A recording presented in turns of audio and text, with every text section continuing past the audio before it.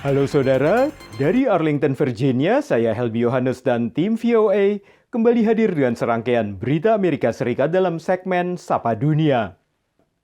Kami awali dengan gelombang panas yang melanda sejumlah wilayah Amerika Serikat dengan suhu yang tercatat tertinggi yang terlama dalam sejarah.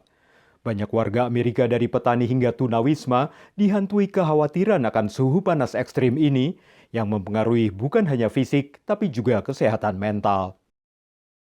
Sepertiga warga AS menghadapi gelombang panas yang menyapu wilayah California di barat hingga Florida di timur. Tak hanya Amerika Serikat, gelombang panas juga dirasakan sejumlah negara di Eropa. Penasihat cuaca panas ekstrim PBB memperingatkan akan kemungkinan kondisi bertambah parah. These events will continue to grow in intensity and the world needs to prepare for more intense heat waves. The recently declared El Nino is only expected to amplify the occurrence and intensity of extreme heat events. So we're in for a bit of a ride, I'm afraid. And they will have quite serious impacts on human health and livelihoods. Phoenix, Arizona mencatat suhu panas ekstrim terlama dalam 19 hari berturut-turut. Sementara di Death Valley, California, wilayah terpanas di AS, suhu mencapai 55 derajat Celcius. Sejumlah tunawisma di kawasan Palm Springs, California, terpapar suhu 48 derajat Celcius. The heat was so hot yesterday. A few of the guys that are camped out here said that there was somebody that had a heat stroke and possibly, I think they died. Pertanian California yang merupakan salah satu sektor signifikan di negara bagian tersebut juga terdampak. Meski tak alami kekeringan, pekerja tak bisa berlama-lama di luar ruangan. We'll cut the working hours off an hour or two just because it's too hot in the afternoon to be working outdoors. Badan Kelautan dan Atmosfer Nasional AS, NOAA, mencatat bulan Juni 2023 sebagai bulan Juni terpanas di AS sejak 1850. Sejumlah ilmuwan menyebut rata-rata suhu bumi tahun ini adalah yang terpanas dalam sejarah bumi. Demikian laporan tim VOA.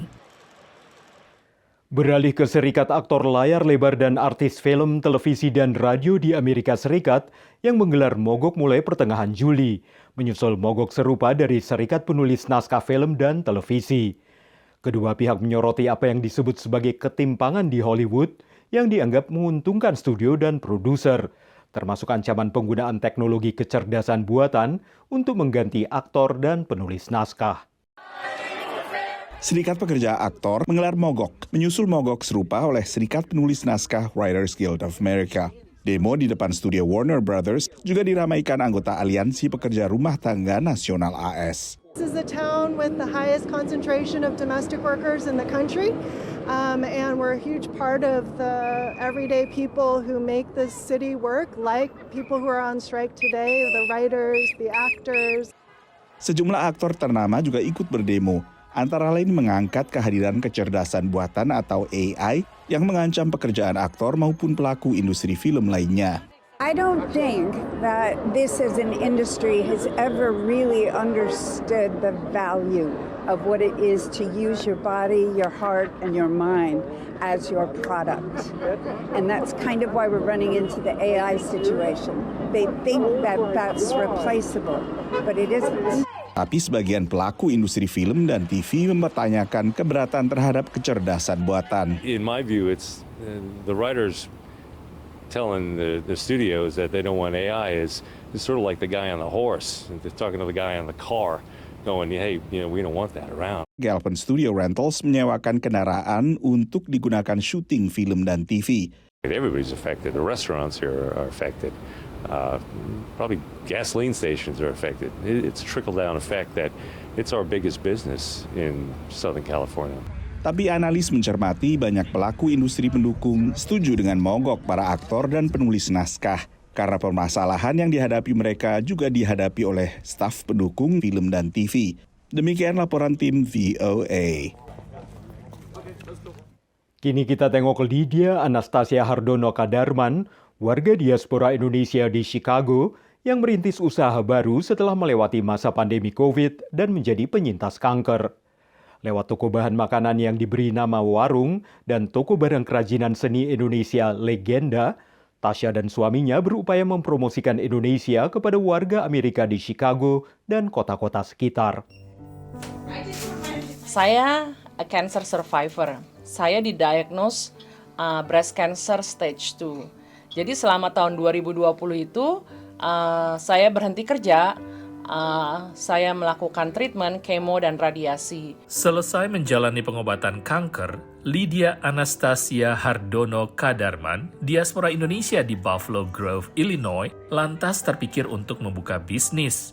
Didukung suaminya, Hardi Kadarman, pasangan yang sudah 20 tahun menetap di Chicago area ini, membuka restoran Indonesia Minahasa bersama seorang rekan bisnis. Karena kerap kesulitan mendapat pengadaan bahan-bahan untuk restoran, Tasha, demikian ia biasa disapa, memutuskan untuk membuka bisnis baru, toko bahan makanan sehari-hari. Berbekal keyakinan dan melihat adanya peluang saat pandemi, bulan Juni 2021 mereka membuka warung. Tak hanya diaspora Indonesia, warung juga menyasar masyarakat di luar komunitas Indonesia. And I've never been able to find ketchup except here at Warung, so that's why I love coming to Warung.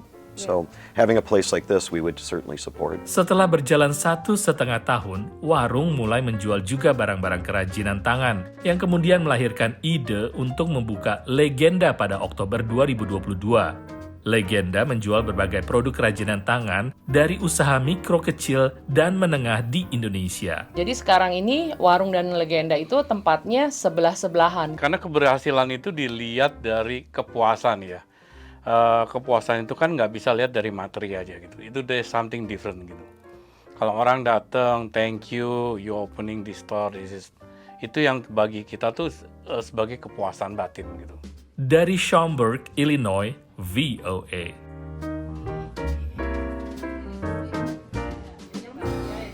Saudara, kami akan kembali dengan Sapa Dunia Senin depan. Terima kasih atas perhatian Anda. Dari Arlington, Virginia, saya Helmi Yohanes dan tim VOA.